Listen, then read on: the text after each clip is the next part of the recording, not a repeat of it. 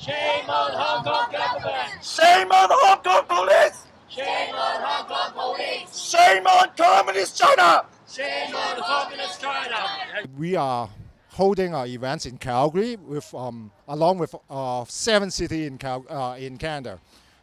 It's mainly it's like we show our Canadian concern about the situation in Hong Kong, because the whole thing is like after the protests and keep on ongoing, it's like they are trying to the Hong Kong police is really going to be using a lot of extensive force, and we are not really pleased about it. And we, as peaceful Canadian, and we have to stand up to protest all those young people in Hong Kong's human rights.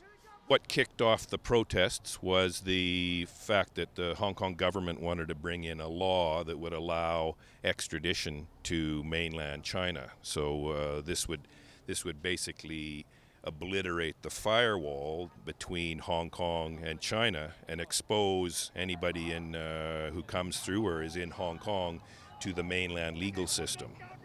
So very important to realize that Hong Kong, one country, two systems, Hong Kong was insulated from mainland China with a completely different legal system. And that bringing in those laws, or trying to bring in those laws, would basically erode the firewall between Hong Kong and mainland China.